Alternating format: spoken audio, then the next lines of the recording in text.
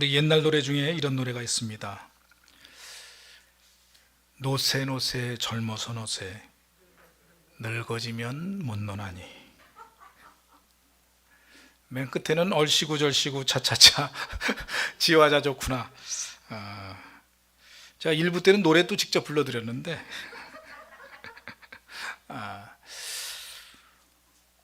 그러니까 논다고 하는 그런 개념도 있지만 왜 이런 노래가 나왔을까라고 생각을 하다 보면은요, 우리가 참 우리 한국인들에게 특별히 우리나라 사람들에게 이 일이라고 하는 것이 얼마나 힘든가라고 하는 것을 우리가 알 수가 있습니다. 우선 우리가 물론 젊어서 논다, 나이가 들면 뭐 못 논다, 뭐 충분히 이해가 되는 일이에요. 여러분들 연세가 드시니까 이렇게 힘드시죠? 걷기도. 그래서 옛날에 뭐 이런 얘기들 있잖아요. 뭐 이렇게 여행도 젊어서 가야지 나이 들면 힘들다고 말이죠. 저도 뭐 한번 뭐 누가 산에 좀 같이 가자 그러는데 벌써부터 겁부터 덜컥 나는 거예요. 이거 산에 가다가 혹시 이거 중간에 어이구 막 이러고 쓰러지지는 않을지. 그런 분들이 요즘 또 계시고 해서.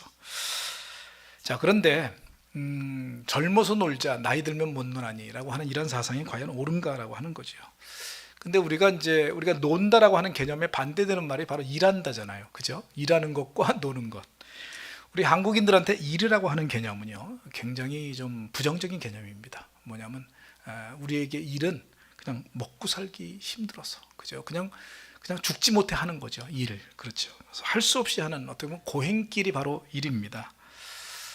물론 조선시대 때도 물론 그랬겠지만 뭐 6.25 동란 이후에도 1980년대까지 어떻게 보면 우리나라가 정말 우리의 이제 바로 윗세대, 제 바로 윗세대, 그 우리 어르신들 보면 보릿고개가 그때까지도 성행하던 시기였어요. 그러니까 먹고 살기 힘드니까 그냥 죽어라고 이랬어요. 뭐 하고 싶어서 했습니까? 아침부터 저녁까지 밤까지 무슨 요즘같이 무슨 뭐 근로자에 대한 어떤 법이 있는 것도 아니고 그냥 죽지 못해 하는 것이고 그냥 일에 치여가지고 사는 거죠. 하루 종일. 그러다 보니까 쉰다고 하는 개념, 논다고 하는 개념이 어떻게 보면 선망의 대상이 된 거예요. 요즘 우리가 이제 계속해서 회복에 대한 이야기를 하는데 오늘 제목이 일의 회복입니다. 아니 세상에 뭐 회복할 게 없어가지고 일을 회복합니까? 이런 얘기 나오죠. 이런 메시지가 여러분들 어색하게 느껴질 수 있어요.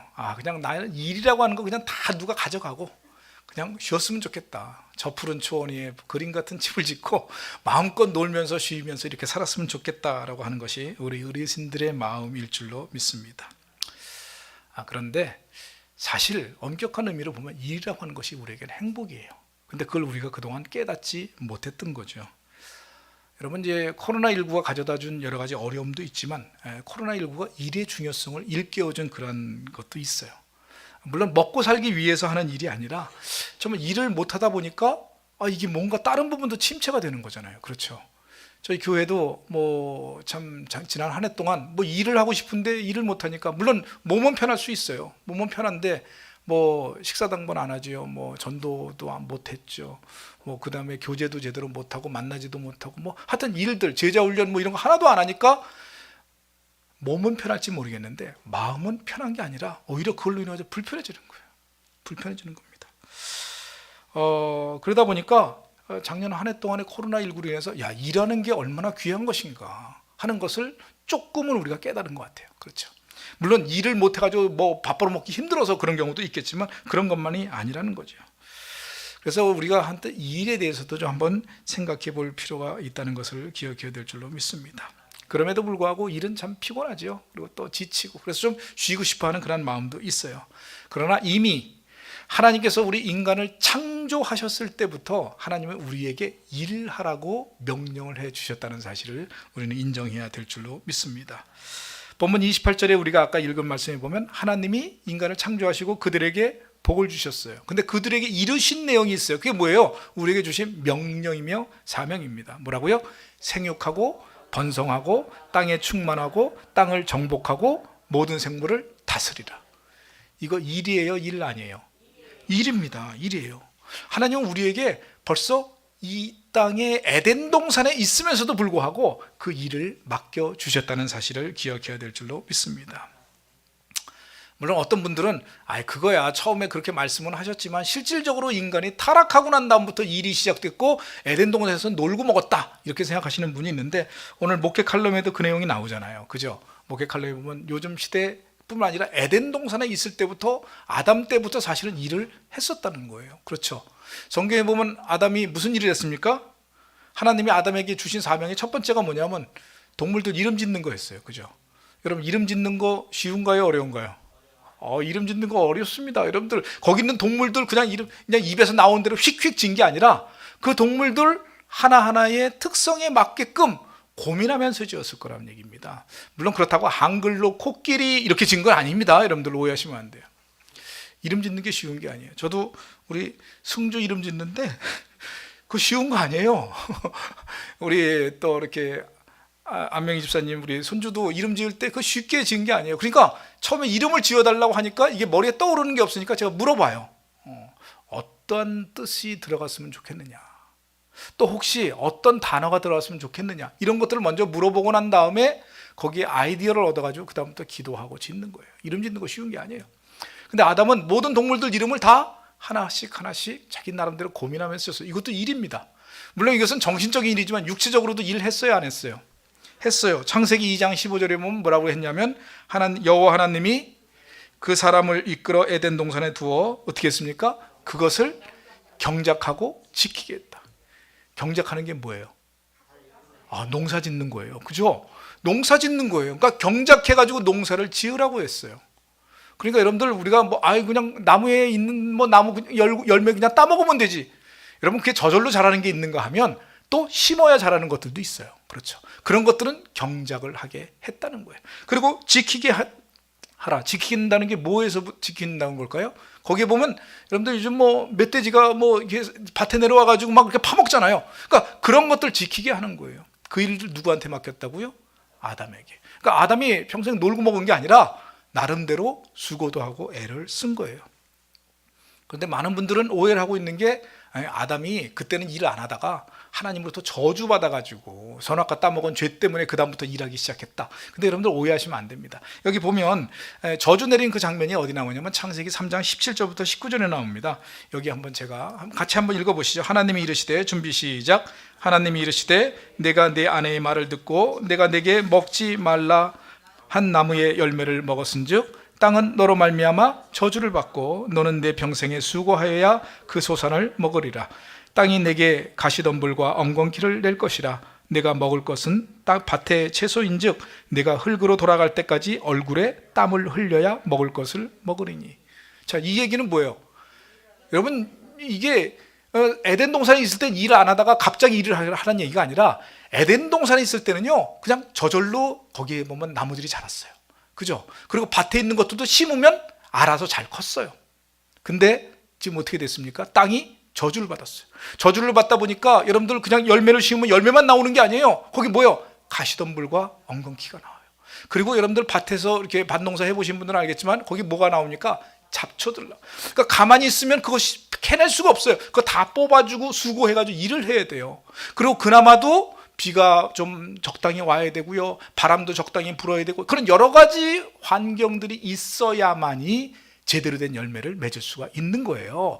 땅이 저주받았기 때문에 그 열매를 얻기에 그만큼 수고하고 애써야 그것도 간신히 그걸 얻어먹을 수 있다는 얘기예요. 옛날에는 에덴 동산에서 심으면 다 나왔는데 이제는 더 수고를 해야 된다는 거예요. 그래서 본문에 있는 얘기는 뭐냐면, 흙으로 돌아갈 때까지 얼굴에 땀을 흘려야 그걸 먹는다. 그나마도 못 먹을 때도 있고, 그만큼 땅이 저주받고 우리의 노동의 대가를 제대로 취할 수 없는 그러한 저주가 있다는 얘기지, 원래 에덴 동산에 있을 때부터 우리는 수고하고 애를 쓰는 것이 하나님께서 우리에게 주신 사명이요 명령이었다는 사실을 기억하시길 주님의 이름으로 축복합니다. 그래서 일의 회복, 오늘 첫 번째 알아야 될 교훈은, 첫 번째 뭐냐면, 일은 인간의 창조 목적이다라는 거죠. 일은 인간의 뭐라고요? 창조 목적이다. 이게 무슨 얘기냐면, 하나님이 우리 인간을 만드시고 난 다음에 우리에게 주신 사명이 일이라는 거예요. 그래서 우리는 태어날 때부터, 또 하나님이 우리를 만드셨을 때 일하라고 하나님이 명령하셨다는 사실을 인정해야 될 줄로 믿습니다. 인간의 목적을 얘기할 때 우리가 창세기 예전에 배웠잖아요. 그죠? 창세기 배우면서 우리가 본문을 가지고 하나님의 세 가지 명령을 얘기를 했습니다. 세 가지 명령이 뭐냐면 창조 명령, 그 다음에 문화 명령, 그 다음에 위임 명령, 이렇게 세 가지를 얘기를 했어요. 이 창조 명령이란 뭐냐? 창조 명령은 28절 앞부분에 보면, 우리가 아까 읽은 잠깐 앞부분에 보면 뭐라고 나와 있냐면, 하나님이 그들에게 복을 주시며 하나님이 그들에게 이르시되, 자, 뭐라고 그랬습니까? 생육하고 번성하고 땅에 충만하라. 생육하고 번성하고 땅에 충만하라. 이 얘기는 뭐냐면, 물론 이거 일이죠. 근데 이 일은 뭐냐면, 모든 피조물들이 해야 될 것 중에 가장 기본적인 게 이 땅 가운데서 생존하는 거예요. 생존하면서 우리가 자신의 역할을 감당하는 거예요. 이걸 창조 명령이라고 얘기합니다. 모든 피조물들이 이 땅에 만들어진 목적은요, 거기에 합당한 일을 하기 위해서 만들어진 거예요. 그러기 위해서는 우리가 이 땅 가운데서 잘 생존하며 살아가는 것, 이것이 벌써 기본이 돼야 되는 거예요. 여러분, 우리 모든 피조물들은요, 이 땅에 만들어진 순간부터 일을 합니다. 자, 아기는 어머니의 뱃속에 있을 때부터 잘합니다. 그건 뭐냐면, 발생학적으로 보면 세포 분열을 자꾸 일으켜가지고 하나의 인간 존재로 만들어지는 거예요. 그렇죠? 여러분, 식물들 딱 나온 거 보면은요, 뭐 풀떼기 하나 뜩 보면서, 야, 이놈들은 움직이지도 않는데 뭔 일을 하겠어 라고 생각할지 모르지만, 걔들도 아침부터 저녁까지 아침부터 계속해서 일을 해요. 무슨 일을 합니까? 광합성을 해요. 광합성. 햇빛을 받아가지고 양분을 만들어내고요, 계속해서 그것들을 하는 거예요. 그러니까 우리가 생존하고 자라는 것 자체가 이 땅 가운데서 우리에게 만들어진 목적이라는 것을 기억해야 될 줄로 믿습니다. 여러분, 우리가 살아가는 그 이유들이요, 다 있어요. 그러니까 여러분들 그 살아가는 이유들이 있다는 것을 우리가 인정해야 된다는 것입니다. 여러분들 뭐 동물들 보면, 동물들은 뭐 의미가 없는 것 같지만, 여러분들 보세요. 동물들 중에서 우리에게 유익을 주는 동물들이 있어요. 뭐 돼지, 소, 닭, 이런 것들은 우리에게 먹을 것을 공급해 주죠. 개도 그런가요? 개? 뭐 하여튼 그런 것들이 우리에게 먹을 걸 공급을 해줘요. 그러니까 그런 놈들은 쓸모 있구나. 그러면 사자, 호랑이 이런 것들은요, 그거 뭐 먹을 수 있는 것도 아니고, 그리고 오히려 다른 동물도 잡아먹고 하니까 그것들은 아무런 의미가 없는 것처럼 느껴질지 모르겠지만, 여러분들 잘 생각을 해보세요. 만약에 이 땅에 초식동물만 존재한다 그러면 어떻게 되겠어요? 그러면은요, 풀들 다 없어져요. 그죠? 그러니까 그것들이 너무 많이 번성해지면 안 되니까 그것들의 개체수를 조절해 주는 역할을 육식동물이 하는 거예요. 그래서 그놈들이 자랄 것 같으면 얼른 잡아먹고, 그렇게 해가지고 어느 정도 조절을 해요. 그리고 육식동물이 나름대로 하는 역할이 있고, 초식동물이 하는 역할이 있고, 또 풀들이 하는 역할이 있고, 곤충들이 하는 역할이 있고. 여러분들, 곤충들도요, 아무것도 아닌 게 아닙니다. 이 땅 가운데서 떨어진 그 많은 시체들, 그 곤충들이 아니면 누가 처리하겠어요? 그런 것들이 다 처리하는 거예요. 세균, 바이러스, 지금 우리가 굉장히 코로나로 힘들지만 이것들도 다 필요한 거예요. 여러분들, 만약에 세균이 없으면요, 곰팡이균 같은 게 없으면요, 아마 이 세상은 우리 태초로부터 지금까지 죽은 인간들이나 동물들 시체로 아마 가득할 거예요. 근데 그것들이, 세균들이 다 썩게 만들어가지고 땅으로 만들어버리는 거예요. 그래가지고 우리가 살아갈 수 있게끔 이 자연을, 이 하나님이 만드신 피조 세계를 균형 있게 하는 역할을 이 모든 생물들이, 이 땅에 존재하는 모든 것들이 한다는 것을 기억해야 될 줄로 믿습니다. 그래서 본문에 뭐라 하냐면, 너희가 어떻게 하라고요? 땅에 충만하라. 그리고 생육하고 번성하라. 여러분, 땅에 충만하라, 생육하고 번성하라 라고 얘기하는 내용은 우리로 하여금 이 땅 가운데서 살아있고 또 많이 자녀를 낳는 것이 의미 있는 것이라고 하는 것을 본문에서는 분명히 얘기하고 있는 줄 믿으시기 바랍니다. 그러고 보면 산하 제한도요, 어떻게 보면 성경적이지 않은 거예요. 여러분, 우리나라 인구 감소가 심각한 상황에 이르렀다고 그러더라고요.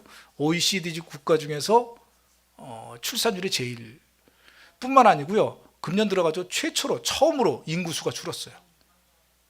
작년에. 그리고 서울 인구도 1000만 밑으로 처음으로 내려갔어요. 여러분, 이거 굉장히 심각한 겁니다. 심각한 거예요. 여러분, 우리가 둘씩만 낳아도 사실은 뭐 쌤쌤이지만 요즘 하나도 안 낳으려고 그러잖아요. 하나 낳아도 인구는 줄어들어요.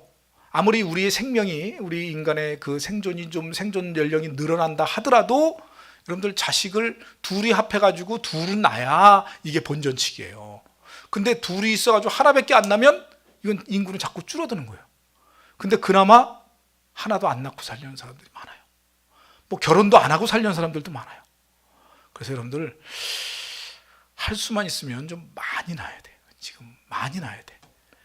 물론 어떤 분들은 주님 오실 날이 얼마 안 남았는데 낳으면 어떻게 합니까? 뭐 이렇게 생각을. 옛날에는요, 먹고 살 거 없어도 다 낳고 다 알아서 다 자랐어. 근데 요즘은 사실 키울 수 있는 능력 되잖아요. 사실은 얼마나 맛있게 먹이고 얼마나 부유하게 키우고 그게 문제지, 사실은 낳으면 다 키울 수 있어요. 그러니까 사실은 저는 이제 이렇게 많이 낳으라고 이렇게 권하고 싶어요. 또 이런 얘기하면 애도 안 낳아본 목사님이 그 여자들 입장 아세요? 뭐 이러면서 이제 얘기할 수 있을지 모르지만, 이게 성경적 원리잖아요. 너희가 생육하고 번성하고 땅에 충만하라. 여러분, 땅에 충만하라 이런 얘기. 여러분들, 이게 땅에 충만하라고 하는 개념이요, 흩어지라는 얘기. 흩어지라고. 여러분들, 이 모이는 것이 또 하나님의 뜻은 아닐 수도 있어요. 여러분, 바벨탑에 하나님이 그 분노하신 이유가 뭐냐면, 땅의 구석구석 하나님이 만드신 세상에는 어디든지 들어와가지고 우리가 그곳에서 살고 그곳에서 관리하고 다스리라고 하는 하나님의 명령을 이해받아야 될 줄로 믿습니다. 그래서 모이는 게 좋은 게 아니에요. 그래서 요즘 교회들 중에서 보면은요, 어느 교회는 그 교회를 좀 몇백 개 교회로 찢어 놓는다고 그렇게 얘기하더라고. 그래가지고 자기네 교단 목사님뿐 아니라 다른 교단에 있는 분들도 추천을 받아가지고 그분들한테 이렇게 한 몇백 명씩 이렇게 띄워준다고. 그렇게. 물론 그 교회가 몇만 명 모이는 교회니까 그럴 수도 있겠지만, 근데 어쨌든 그 굉장히 바람직한 거라고 생각을 해요. 저도 개인적으로 지금 옛날하고 달라요. 옛날에는요, 교회가 좀 힘을 발휘하고 또 여러 가지 특별한 일, 예를 들어서 선교라든지 아니면 방송이라든지 이런 걸 하려면 한 몇만 명 모여야 그게 가능했거든요. 그렇지만 요즘은 아닙니다. 요즘은 한 1000명만 있어도 다 해요. 웬만한 거 다 할 수 있습니다. 그러니까 굳이 몇만 명씩 모이는 교회가 필요 없어요, 이제는. 그래서 저도 할 수만 있다면 예를 들어서 우리 교회 그렇게 될지 어떨지 모르겠지만 한 1000명만 모이면 한 200명씩 한 300명씩 이렇게 띄워주면서 각자 이렇게 또 이렇게 하시도록, 그게 좋을 것 같아요. 그게 요즘은 그래야지 이게 교회가 그냥 한 교회에 너무 집중하는 거, 이거 하나님 기뻐하지 않습니다. 그래가지고 각자 있는 데서 각계 전투를 이렇게 한 사람 한 사람 전도하면서 이렇게 교회가 부흥하고 성장하는 것이 오히려 더 아름다운 일이라고 하는 것을 생각해야 될 줄로 믿습니다. 두 번째는 창조명령 말고 두 번째는 문화명령입니다. 문화명령은 뭐냐면 만물들을 어떻게 하라고요? 다스리라. 여기 28절 뒷부분에 보면 뭐라 그랬습니까? 땅을 정복하라. 그 다음에 움직이는 모든 생물들을 다스리라. 정복하고 다스리라. 창조 명령이 우리의 존재 이유에 대한 이야기라면, 존재 이유, 무슨 얘기냐면, 이것이 이제 영어로 이제 being의 의미다. 이게 무슨 얘기냐면, 우리가 살아있는 것만 가지고도 하나님은 기뻐하신다는 거지만, 이 문화 명령은 하나님이 주신 구체적인 명령이 있는 거예요. 그걸 뭐라고 표현하냐면 실존 명령이라고 합니다. 실존적인 명령. 그건 뭐냐면, 우리 인구수만 늘어가지고 되는 게 아니라 우리가 해야 될 일들이 있다는 거예요. 사명이 있다는 거예요. 그 사명이 뭐라고요? 여기 보면 다스리고 어떻게? 정복하라. 여러분, 정복하고 다스리라고 하는 개념이요, 군림하라는 얘기가 아닙니다. 우리가 늘 얘기하지만 정복하고 다스리라는 것은 군림하라는 얘기가 아니라 이 땅에 있는 모든 자원들, 모든 하나님의 피조물들을 우리가 관리하라는 거예요. 관리하라. 여러분, 하나님이 동물과 인간에게 만들어진 목적 중에 차이점이, 아까 얘기한 존재의 의미는 똑같아요. 동물들도 목적이 있고 우리 인간들도 살아가는 목적이 있어요. 근데 동물들에게 주지 않은 것이 인간에게 주어진 게 바로 이 부분이에요. 자, 동물들에게는 똑같이 생육하고 다스리라고, 이제 번성하라고 얘기했어요. 22절에 보면, 창세기 1장 22절에 보면 뭐라고 나와 있냐면요, 하나님이 그들에게 복을 주어 이르시되 생육하고 번성하여 여러 바닷물에 충만하라. 새들도 땅에 번성하라. 자, 생육하고 번성하며 충만하라. 맞죠? 근데 우리 인간들에게는 어떻게 했냐면요, 28절 우리가 읽은 거, 하나님이 그들에게 복을 주시며 그들에게 이르시되 생육하고 번성하여 땅에 충만하라. 여기까지는 똑같아요. 근데 그 다음에 달라지는 게 있어요. 뭐죠? 땅을 정복하라. 뒤에 모든 생물을 다스리라. 모든 생물을 다스리고 땅을 정복하는 건 동물들이 할 일이 아닙니다. 뭐예요? 우리 사람이 할, 우리 인간에게만 특별히 준 거예요. 그럼 여기서 말하는 다스린다, 정복한다는 것은요, 아까 얘기한 어느 곳이든지 우리가 들어가야 된다는 의미가 있지만, 또한 그것들을 잘 관리하고 그것들을 제대로 운영할 수 있도록 하라는 거예요. 그걸 동물들은 못해요. 이 인간들 보고 그렇게 하라는 거예요. 그런데 우리가 그것을 제대로 했습니까? 못했습니까? 못했습니다. 그래서 요즘 시대가 지금 인간이 자연을 파괴하는 바람에요, 인류의 종말이 얼마 남지 않았다. 어떤 분들은 뭐라고 얘기하냐면, 하나님이 오시지 않더라도 50년 후면 지구는 망하게 돼 있다. 지금 이런 상태로 가면은요, 진짜 50년 후에 인구 망합니다, 진짜. 그래서 지금 이제서야 정신 차려가지고 온난화, 지구 온난화를 어떻게 대비해야 된다, 배출가스를 막는다, 이산화탄소 배출량을 줄인다, 그리고 천연 연료를 사용한다, 이렇게 하고 있는데, 그래도 많이 늦었어요. 많이 늦었어요. 그래서 우리는 항상 지금 문화명령, 이 세상을 잘 다스리는 역할을 감당해야 될 줄로 믿습니다. 그 다음에 세 번째가 뭐냐면 위임명령이라고 했죠. 위임명령은 뭐냐면 하나님이 하시고자 했던 것을 우리에게 맡겼다는 거예요. 그것이 바로 뭐냐면 하나님의 형상대로 살라라고 하는 메시지입니다. 여기 26절부터 27절에 보면 하나님이 이르시되 우리의 형상을 따라, 하나님의 형상을 따라 우리를 만드셨어요. 그렇죠. 그리고 27절에 보면 하나님이 자기 형상 곧 하나님의 형상대로 사람을 창조하시되 남자와 여자를 만드셨다. 우리는 하나님의 형상대로 만들어진 존재라는 사실을 기억하시길 주님의 이름으로 축복합니다. 그 얘기는 뭐냐면 하나님의 형상이 얼굴을 얘기하는 게 아니에요. 여기서 말하는 건 하나님이 가지고 있는 성품, 하나님의 계획, 하나님의 목적, 그것을 우리가 똑같이 가지고 있어요. 그러면 우리는 하나님이 하라시는 그걸, 하나님이 원하시는 그것을 이 땅 가운데서 똑같이 행해야 될 그런 의무가 있다는 거예요. 그래서 하나님이 그 권위를 우리에게 위임하셨다는 거예요. 그래서 이것을 위임명령이라고 합니다. 여러분, 물론 하나님의 형상, 하나님의 성품, 하나님의 계획, 그 모든 것을 우리가 제대로 알지 못할 수도 있어요. 왜? 타락했기 때문에 우리가 하나님의 형상을 제대로 알지 못하지만, 그럼에도 불구하고 우리 속에 남겨져 있는 하나님의 성품들이 있죠. 자비함, 또 긍휼히 여기는 거, 또 우리가 이해하고 서로 합력하여 선을 이루려고 하는 그런 마음들, 그런 것들이 우리에게 남아있는 하나님의 형상들이에요. 또 성령께서 우리를 자꾸 하나님의 형상대로 살라고 우리에게 요구하고 계십니다. 그래서 우리는 이 땅 가운데서 하나님이 원하시는 뜻이 무엇인지를 깨닫고 그 일대로 우리가 행해야 될 그런 의무가 있다는 것을 기억하시길 주님의 이름으로 축복합니다. 그 일을 해야 된다는 거예요. 그것이 우리에게 주어진 사명이에요.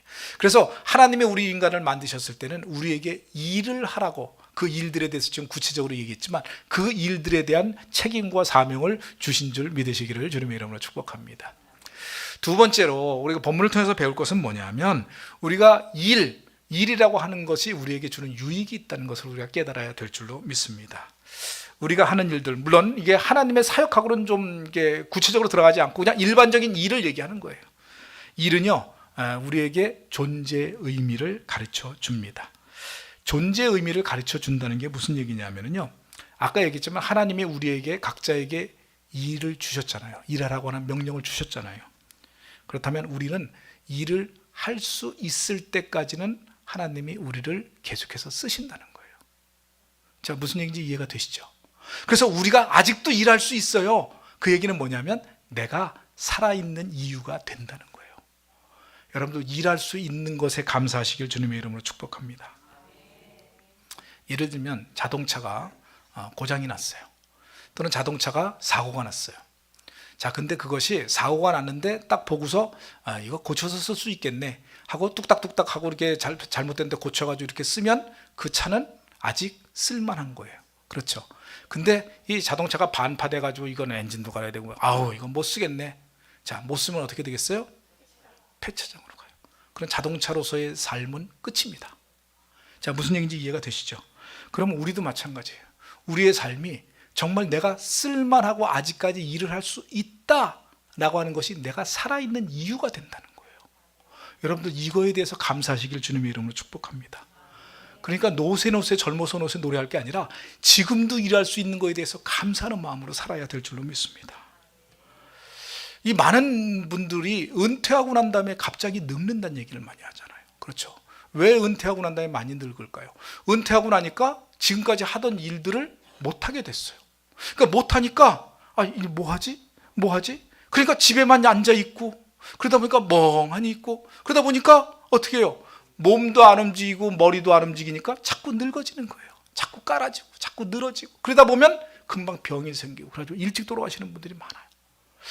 여러분, 그래서 이제 어떤 분들은 목사님들 연령도 좀 이제 은퇴 연령도 좀 늘려야 된다 이런 말씀을 하시는 분들도 있고, 또 요즘 이제 전체적으로 이제 은퇴 연령이 좀 늘어가는 그런 역사가 있어요. 그런 정도로 이렇게 좀 예전보다는 좀 은퇴 시간을 좀 늦춥니다. 그래서 60세는 되게 넘기는 경우들이 많이 있어요.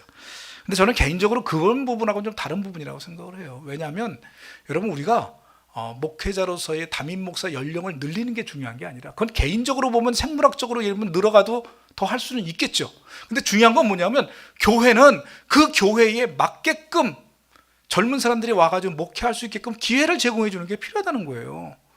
여러분 생각을 해보세요. 이게 나이가 들면은요, 요즘 같은 시대에는요, 나이 들면 목회 잘 못해요. 왜? 요즘 돌아가지고 첨단으로 하는 거, 뭐 카메라, 온라인 뭐 이런 거 하는 거, 이거 나이 들면 이거 못해요. 이거 감당을 못해요. 저도 지금 이 몇 가지 너무 못해가지고 안 되겠다 싶어가지고 제가 지금 배우려고 해요. 지금 좀 배워가지고 좀 젊은이들 목회에 맞게끔, 요즘 시대 목회에 맞게끔 좀 뭔가 좀 하려고 해. 근데 여러분들 나이가 더 가보면은요, 하고 싶어도 못해. 이게 안 돌아가. 요즘 젊은이들의 그런 걸 따라갈 수가 없어요. 물론 부교육자들이 도우면 어느 정도는 할 수 있겠지만 그게 무슨 의미겠어요. 차라리 그러면 부교육자들한테 맡기지, 그 젊은 사람들이 하게끔 하지. 우리에게 중요한 건 은퇴가 중요한 게 아니라, 목회가 중요한 게 아니라, 내가 목사로서 해야 될 일이 있다면 그걸 해야 되는 게 중요한 거예요. 여러분들 은퇴하신 분들이 가끔가다 뭐라 하냐면, 은퇴하고 나니까 너무 힘들어, 은퇴하지 마. 근데 그걸 은퇴하지 마 이렇게 얘기하시는 게 아니라, 은퇴하기 전에 은퇴 후의 삶을 잘 준비하고 은퇴해, 이렇게 얘기를 해야 되는 거예요. 여러분, 은퇴는 인생의 끝이 아닙니다. 내가 지금 하고 있는 담임 목회가 일단은 끝났다는 것이지 내 인생이 끝난 게 아니에요. 그러니까 은퇴 후에 내가 어떻게 무슨 일을 해야 될 것인가를 지금부터 잘 준비해야 후회 없는 은퇴를 하고, 또 은퇴 후의 삶을 후회 없이 보내게 된다는 것을 기억해야 될 줄로 믿습니다. 여러분, 그 김영석 교수 아시죠? 김영석 교수. 김영석 교수가 제가 학교 다닐 때에 은퇴를 하셨어요. 그러니까 김영석 교수가 이제 연세대학교 철학과 교수였는데, 그분이 지금 연세가 102살입니다. 102살. 근데 텔레비전 나와가지고 지금도 막 강연을 해요. 지금도 강연을 해요. 그분이 1986년도인가 그때 은퇴를 하셨는데, 제가 학교 다닐 때 은퇴를 하셨는데, 그분, 제가 수업 시간에 그분 강의를 들을 때에 아마 제가 알고 있는 거기 철학 교수들 중에서 제일 일찍 돌아가실 줄 알았어요. 왜냐하면 삐쩍 마르셔가지고, 지금도 삐쩍 마르지만 삐쩍 마르셔가지고, 그때 뭐 65세면 나이가 많이 들었잖아요. 그런데다가 딴 분들은 그 강의를 하면 이렇게 서서 강의를 하는데, 그분은 꼭 의자 앉아가지고 강의를 해요. 의자에 앉아가지고 다리 이렇게 꼬고 나서 처음부터 끝까지 앉아서 강의하다 나가셔. 그래가지고 저분은 어차피 저러다가 그냥 금방 가실 것 같다, 그런 생각을 했었는데, 지금까지도 살고 계신 거예요. 100세까지. 그리고 지금도 강연을 하고 계신 거예요. 제가 텔레비전에서 얼굴을 봤는데, 조금 이제 연세가 드셨으니까 약간 검버섯도 있고 좀 그거 빼놓고는, 쭈글쭈글한 거 빼놓고는요 똑같아요, 그때랑. 어떻게 그렇게 살 수 있을까? 그분 인터뷰를 제가 신문에서 봤어요. 신문에서 봤더니 그분이 인생을 3단계로 나눈다고 얘기를 해요. 그래서 뭐라고 얘기를 하냐면, 한 30세까지를 준비하고 훈련하는 기간, 그리고 30세부터 60세까지를 활동하는 기간, 그리고 60세 이후부터 90세까지를 마무리하는 기간. 근데 그 마무리가요, 여러분들 인생 거의 끝날 때 됐으니까 마무리한다, 그런 개념이 아니라 그 왕성하게 활동했던 것들에 대한 열매를 맺는 기간이에요. 60세부터. 그래가지고 뭐라 하냐면, 지금 아무리 이제 의학이 좋아졌다고 하더라도 대부분의 사람들이 살 수 있는, 기본적으로, 그러니까 사회적으로 활동할 수 있는 연령을 90세로 보더라고요, 되게. 물론 90세 이후도, 그분 같은 경우는 자기는 특별히 기독교인이라서 하나님이 더 은혜를 주신 것 같다라고 얘기하면서 지금까지도 활동하지만, 대부분 90세까지는 누구나 활동할 수 있다는 거예요, 진짜. 그러니까 잘만 준비하면 90세까지는 충분히 활동할 수 있다는 거예요. 그러면서 내 인생의 전성기는 60세부터 80세까지가 최고의 전성기였다, 이렇게 얘기를 해요. 그리고 그때에 더 많은 책들, 더 좋은 책들, 물론 그분이 젊었을 때도 많은 책들을 썼습니다. 에세이집을 많이 썼는데, 그때 썼던 에세이집보다 훨씬 더 좋은 책들과 더 인생에 대한 깊이를 느끼게 하는 책들을 더 많이 쓰셨어요. 여러분, 물론 연세가 드셔서 그때까지 유지할 수 있는 방법 중 여러 가지가 있지만, 날마다 우리가 책을 보고 또 일을 하고, 그러니까 여러분들 그 나이가 들어가지고 은퇴했으니까 이젠 노세 쉬세, 이게 아니라 더 열심히 그동안 못했던 거 책도 보고. 저도요, 은퇴 후에 내가 할 게 굉장히 많아요. 제가 목회하면서 지금 못하는 것들이 얼마나 많은지 몰라요. 하고 싶어도 못해요. 그걸 지금 다 머릿속에 목록 해놓고 있어요. 내가 은퇴하면 이거 하리라 하는 거. 그래도 하루가 모자랄 거 24시간이. 그러면서 은퇴를 준비해야 돼요. 그래서 여러분들 은퇴했다고 해가지고 아무 일도 안 하는 사람이 아니라 은퇴하고 난 다음에 내가 무엇을 할 것인가, 그러신다면 여러분들이 90세가 아니라 지금 102세가 될 때까지 사셔도 아직까지도 건강하게 사실 수 있는 줄 믿으시기를 주님의 이름으로 축복합니다. 또 어떤 분들은 아이 목사님, 그러면 저희는 이미 뭐 제대로 몸도 잘 안 움직이고 그래서 아무것도 못합니다, 이렇게 생각하시면 안 됩니다. 저희 어머니가 이제 풍이 와가지고 8년 동안을 거의 반쪽 못 쓰시고, 그래도요 예배 참석 다 하셨어요. 예배 참석하면서 우리들에게 굉장히 큰 힘이 되어 주셨어요. 그분이 예배 참석을 못했던 때가 돌아가시기, 그 2월 25일 날 돌아가셨는데 1월 첫째 주 예배 드리고 그 다음부터 못해, 그러고 나서 금방 돌아가셨어요.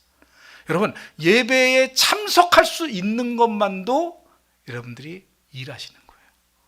여러분들 한 사람이라도 여기 나와가지고 하나님의 말씀 듣고 기도할 수 있고, 그럴 수 있는 것만도 여러분들이 살아있는 이유가 되는 줄 믿으시기를 주님의 이름으로 축복합니다. 자, 첫 번째는 일은 우리의 존재의 의미를 일깨워준다는 거예요. 두 번째 유익은 뭐냐면요, 일은요 우리의 정체성을 드러내줍니다. 정체성이라고 얘기하는 건 뭐냐면요, 각자에게 주어진 일들이 같아야 달라요? 달라요. 다르다는 거예요. 다르다는 얘기는 뭐냐면 나만 할 수 있는 일이 있어요. 물론 나보다 더 잘하는 사람도 있겠지만 어쨌든 내게 주어진 일은, 그것이 나란 존재가 어떤 의미에서 이 일을 하는지에 대해서 잘 얘기해 주고 있어요. 각자에게 주신 특별한 은사를 가지고 활용하라는 얘기입니다. 여러분, 은사가 우리에게 주어졌을 때 우리에게 두 가지 의미가 있어요. 첫째는 뭐냐면 내가 어떤 존재고 어떤 의미라고 하는 것을 하나님이 가르쳐 주시고요. 두 번째는 내가 그 일을 맡은 이상 거기에 대한 적합한 열매를 요구하신다는 거예요. 우리가 지난 시간에 문화의 비유 배웠잖아요, 그죠? 달란트 비유도 배웠고 문화의 비유도 배웠지만 중요한 것은 각자에게 주어진 그 은사를 가지고 남기라고 하는 그런 명령이 있는 거예요. 그럼 여러분들, 내게 주신 은사가 무엇일까? 그걸 가지고 내가 얼마나 책임감 있게 그것을 완수하느냐 하는 것이 여러분들에게 주어진 일이라는 거예요. 그래서 여러분들, 일이라고 하는 것은 내가 어떤 곳에 쓸모 있는 사람이라는 것을 나타내는 징표인 줄 믿으시기를 주님의 이름으로 축복합니다. 여러분에게 주신 사명 중요합니다. 그래서 내가 그 일을 해야 돼요. 그러니까 그 일을 하기 위해서 하나님이 부르셨다는 거예요. 하나님께서 우리 주안의 교회 여러분들을 보내셨는데 똑같은 일을 하는 사람을 보내준 게 아니라 각자가 하는 일들이 다 다른 거예요. 그럼 그분은 내가 여기에 존재하는 이유는 내가 이 일을 할 수 있기 때문에 하나님이 나를 보내셨다라고 하는 마음을 가지고 그 일을 감당해야 될 줄로 믿으시기 바랍니다. 여러분, 요즘 코로나19 때문에 이제 직업을 잃은 사람들이 많이 있어요. 그 중에 특별히 조종사들, 그 비행기 조종사들, 비행기가 이제 제대로 뜨질 않으니까 그 중에 한 절반 정도가 직업을 잃었어요. 그렇잖아요. 여러분, 조종사들 월급이 얼마나 되는지 아십니까? 1,000만 원 넘어요. 진짜 연봉이 한 1억 5천 됩니다. 근데 그렇게 버는 사람들이 갑자기 딱 잘리고 나니까 문제가 심각해졌어요. 아니, 이게 씀씀이가 있잖아요, 어쨌든. 근데 그걸 다 못하게 된 거야. 근데 뭐라도 벌어야 되는 거예요. 그러니까 그분들 중에 어떤 분들은 뭐냐면 택배회사 들어가가지고. 여러분, 이게 택배회사 일이 나쁘다는 얘기를 하는 게, 천하다 얘기하는 게 아니에요. 근데 조종사들이 할 건 아니잖아요. 근데 조종사들이 한 거는 그거밖에 없어요. 그분들이 딴 데 가지고 딴 직업을 가질 수가 없어요. 그러니까 그래도 그나마 할 수 있는 거는요, 그분 뭐 학교 선생을 하겠어요, 아니면 뭐 어디에 가지고 누굴 뭐 어떻게 가르치고 뭘 하겠어요. 그건 못하니까 기술이 그래도 제일 적게 들어가는 거, 몸으로 할 수 있는 거. 그래도 택배 기사보다는 훨씬 못합니다. 못하지만 그래도 흉내라도 내고 조금이라도 따라갈 수 있는 거라도 해가지고 그들 버는 거에 얼마라도 어쨌든 벌어가지고 집에 갖다 줘야 되니까 그 일을 하는 거예요. 그분들의 정체성은 택배 일을 하는 게 아닙니다. 그분의 정체성은 뭐예요? 조종하는 거, 비행기 조종이에요. 그래서 여러분들, 그분이 비행기 조종하지 않는 한 그분은 의미가 없는 거예요. 여러분, 이거 아셔야 돼요. 물론 그분이 택배 기사로 난 전업을 하겠다 마음 먹고 열심히 그걸 처음부터 배워가지고 이렇게 하면 또 그것이 또 하나의 의미가 될 수도 있어요. 근데 그게 아니라면 그것은 의미가 없는 거예요. 그래서 여러분들, 여러분들에게 주어진 은사가 무엇이냐라고 하는 걸 안다면 그것을 내가 하는 것이 의미가 있는 거예요. 하는 것이. 그래서 최선을 다해서 그 일을 감당하시기를 주님의 이름으로 축복합니다. 여러분에게 주어진 이 은사가 얼마나 소중한 것인가를 깨달아야 돼요. 세 번째로, 일은 우리에게 보람과 상급이 있다는 거예요. 일은 보람이 있고 상급이 있습니다. 자, 보람이 있다는 것은 일을 하고 난 다음에 성취감이라는 게 있어요. 그 성취감에 대해서 제일 먼저 얘기하신 분이 누구냐면 하나님이에요. 자, 하나님이 창조하실 때 일 하셨어요, 안 하셨어요? 하셨죠. 창조도 일이에요. 물론 하나님이 말씀으로 하셨든 아니면 손으로 빚어가지고 하셨든 어떻게 하셨든 간에 하나님이 창조하실 땐 그래도 하루하루가 지나갔어요. 천지 창조하시고 뭐. 근데 창조 끝에 주님께서 뭐라 그러셨습니까?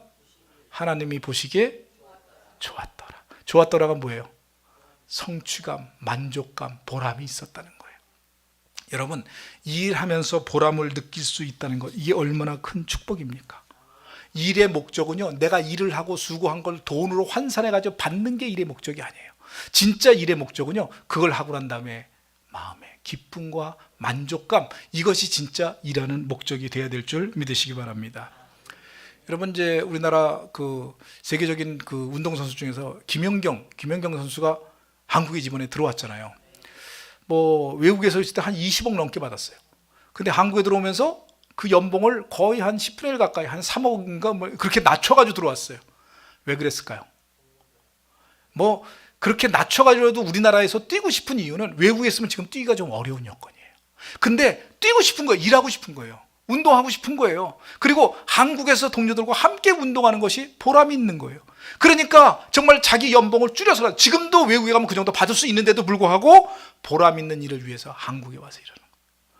여러분, 야구 선수 추신수 선수가 지금 뭐 그 인천 신세계로 왔잖아요. 신세계로 왔을 때 얼마 받았는지는 잘 모르겠지만 아마 미국에서 받았던 것보다 훨씬 적은 금액일 거예요. 미국에서 텍사스에서 받았던 금액이 얼마인지 아십니까? 여러분, 그 7년 동안 1억 3천만 불이에요. 1억 3천만 불이 얼마냐면 1,300억. 물론 거기에 뭐 이거 세금 떼고 뭐 이렇게, 거기 세금도 별로 많지 않아요. 텍사스는. 물론 뭐 이거 뭐 에이전트 떼어주고 이렇게 하면 그보단 적겠지만 1억 3천, 그게 1,300억이면 그걸 7년으로 나누면 연봉이 얼마냐면 거의 한 200억이에요. 200억 받다가 매년 200억씩 받다가 우리나라에 와가지고 얼마를 받겠어요? 아마 10분의 1도 못 받을 거예요. 10분의 1도. 근데도 지금도 추신수는요, 미국에서 그 다른 사람들이 오라 하는 데들이 많아요. 한 10군데 되는데, 물론 옛날처럼은 못 받죠. 옛날처럼 못 받지만 여기보다 훨씬 많이 받을 거예요. 근데도 불구하고 여기 온 이유가 뭐예요? 마무리를 잘하고 싶어서. 우리 한국에 있는 동료들하고 같이 뛰고 싶어. 그러니까 일하고 싶으니까 그 보람을 찾아서 온 거지 돈 가지고 온 게 아니라는 거예요. 여러분, 많은 운동선수들이 1년만 더 연기하려고, 코치로 가면 더 많은 돈을 받을 수 있는데 그 몇 푼 안 되는 돈 가지고 계속해서 생명을 연장하려고 하는 거, 운동을 연장하려고 하는 이유가 이 일의 보람을 느끼기 위해서예요.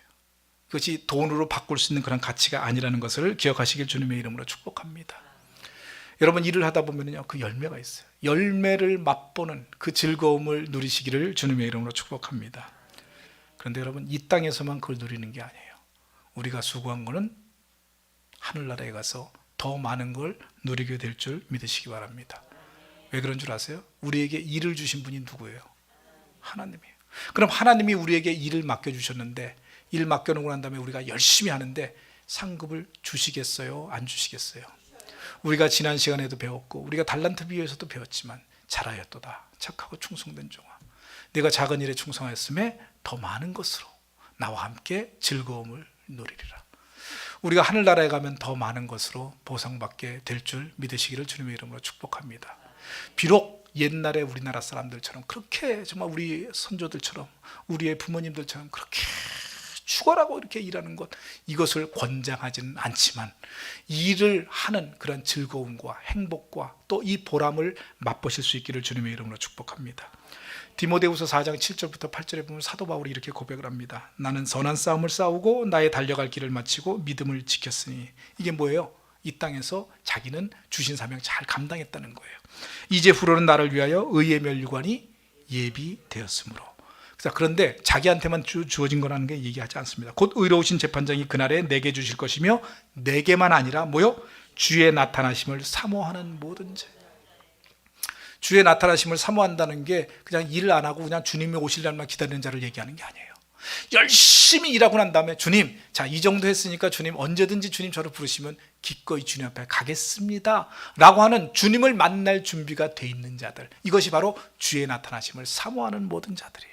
그런 자들에게 하나님께서 의의 면류관을 예비하시고 여러분들을 이 땅뿐 아니라 하늘의 상급으로 보상하여 주실 줄로 믿습니다.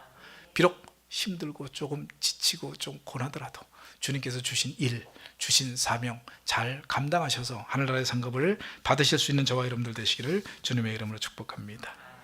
기도하십니다. 은혜로